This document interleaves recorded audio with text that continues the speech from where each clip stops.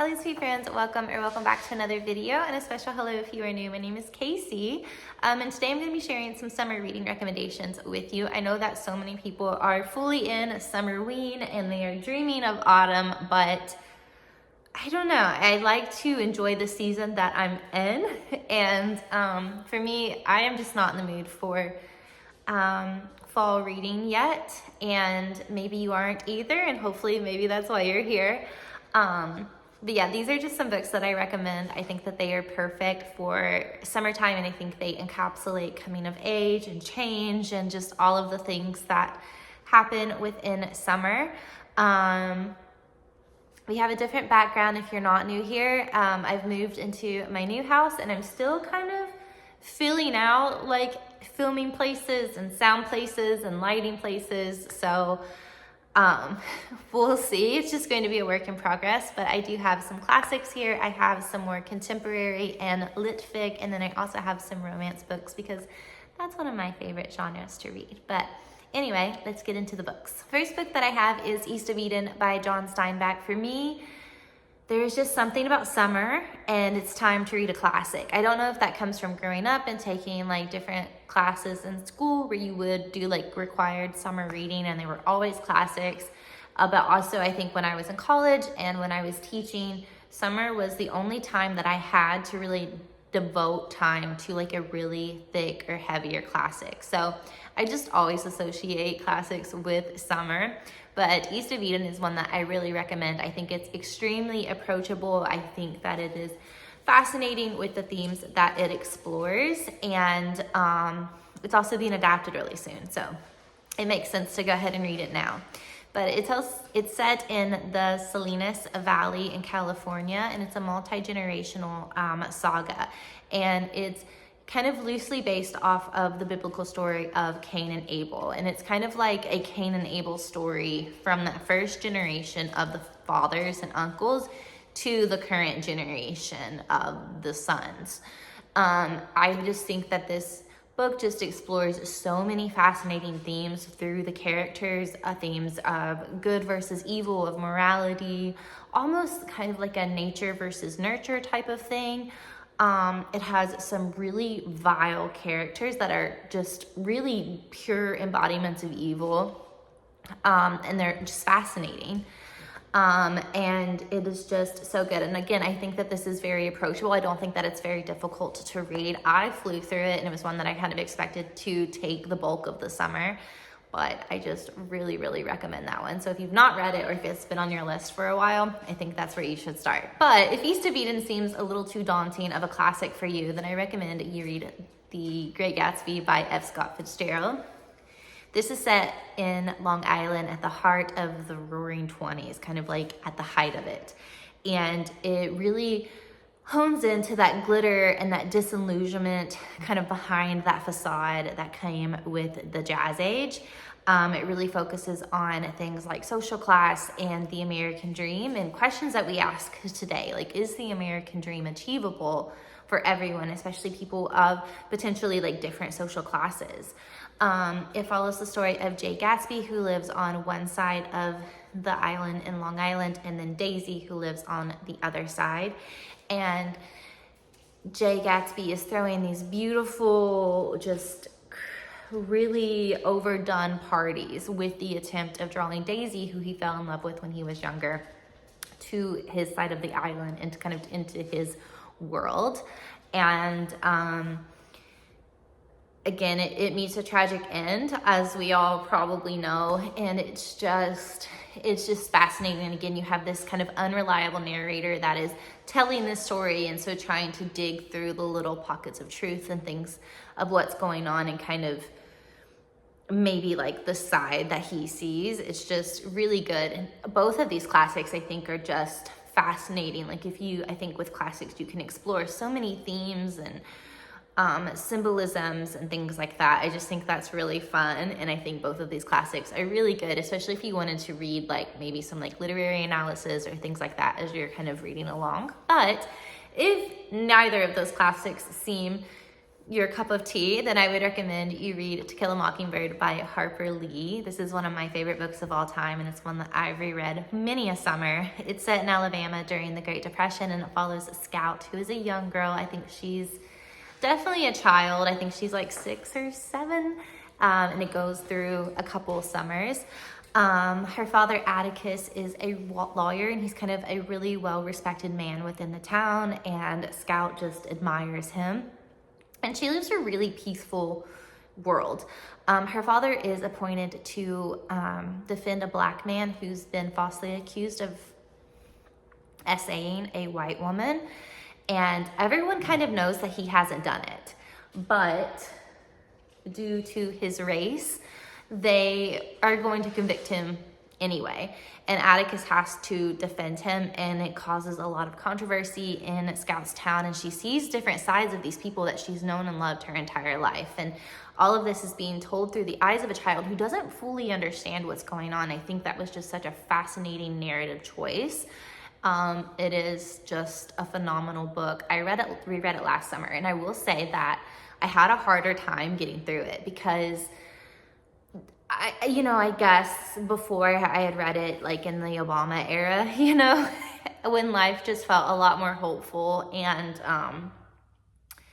I think reading it last summer really made me realize just how I think the antagonist of the story is Bob Ewell.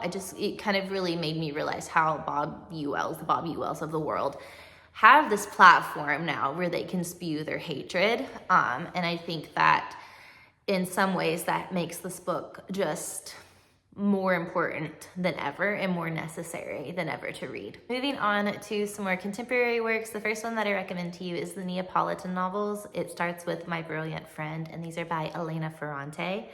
These are novels that span a 60-year friendship between 2 women named Elena and Lila, I think would be how you would pronounce her name. It's set in Naples right after the end of World War II. And it just really follows these girls and their complex lifelong friendship. The first book goes into their childhood. The next one is young adulthood. The third one is actual adulthood when some political unrest is starting to happen in Italy. And then the final book is middle-aged and kind of reaching maturity. I don't know what it is about Elena Ferrante books, but there's just something about them that I feel like you need to read them during summer. I think because you can really dedicate yourself to them, and they are just really fascinating. And I think, again, they're so atmospheric. So when you are reading, you really do pick up on those kind of vibes, or you feel like you're in this beautiful, but also very poverty-stricken Italy. These books are just so good. I keep saying, I've said this for the past 2 or 3 summers, that I want to reread them, and I still haven't, but maybe next year. But again, I think that they are just so amazing. Everyone that I know that has read them has been just floored and blown away by them, and so I just really recommend you give them a go if you haven't. I read them when I was quite a bit younger, and so very early adulthood. And I'm curious to see how settling more into actual adulthood, kind of how my perspectives will change. So maybe if you reread them kind of at the height of their popularity, I don't hear as many people talk about them now. Maybe it's time for you to go back and reread them too. Next, I have Betty by Tiffany McDaniel. And I will warn you, this is a book that is very, very triggering. I personally don't typically struggle with things like that too much in books. But there were multiple times in this book where I was like, I don't know if I can make it through. So definitely take care of yourself if you are interested in reading this book, and make sure that it's one that is approachable for you, or something that you can kind of go in mindfully. But this is a coming-of-age story about a young woman named Betty, and it's actually loosely based off of the author's mom and her childhood. So Betty is born to a Cherokee father and a white mother, and it just follows her coming of age when dealing with extreme poverty, racism, and generational trauma within Appalachia. I grew up in Appalachia, and so I feel like this book really writes home to a lot of things and to different things with my family stories and ancestry and things like that. And I think that it's really important, and I think it can help you understand a region of people. And Betty, through all of this, is a young child, and you're seeing so much of this through her eyes, and as she gets older, through like an older lens. And you know, it's such a story of resilience, and Betty finds so much resilience in the stories and the Cherokee kind of tellings that her father passes down to her. And so she kind of learns to escape and learns to foresee a better future for herself than her parents had, or that her older siblings have had, through stories. And again, it's a book that I seriously think about all the time. It's a book that's going to stick with me for the rest of my life. It's one of my favorite books of all time. It's a book that I recommend all the time. But again, it is not an easy one to get through. So definitely, again, be really mindful, but I highly recommend it if you think that you can handle it. Next, I have My Friends by Fredrik Backman. This tells the story of Louisa. She is 18 and she has just aged out of foster care, and her kind of childhood friend and someone who really helped her find a sense of belonging within her foster home at Fish has recently passed away. They had an overdose. And Louisa is fascinated by this painting, and it's called The One of the Sea. And so she kind of sets out to find a home within this painting, essentially, and to kind of find out about the history of this painting that has meant so much to her as when she was a young child and through her adulthood. And through this, she kind of starts to encounter the painter or the artist of the painting. And but we go back and forth between present day with Louisa and then past tense. I think it's about 25 years of when the artist was young and was working on creating this painting over the summer. And it follows his friends who all came together. They were like a band of kids that had, you know, very traumatic or abusive home lives, and the solace that they found. This just really highlights the beauty of friendship and how friendship can help us through really difficult times, and how friendships within our formative years, how they stick with us even if we, you know, do fall apart from those friendships over the years. I just think this is a beautiful tale. It's really heavy at first. When I first started the book, I was like, I'm gonna cry the entire time.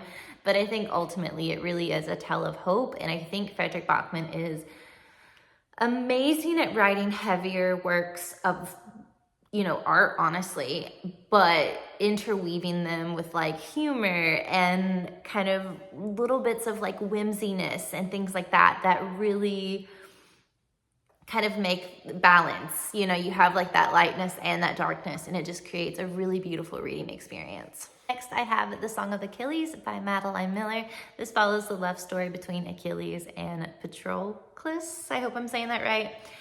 This follows them from when Patroclus is exiled and goes to live with Achilles. So from that to their training to the bitter end of the Trojan War.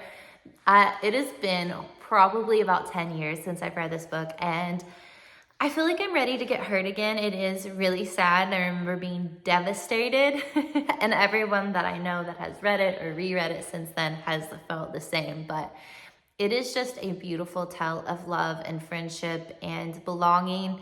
It's incredibly atmospheric. It is the first kind of, I think it's honestly, you can correct me if I'm wrong, but I feel like it was kind of one of the first books that really paved the way for like these retellings that we have from different,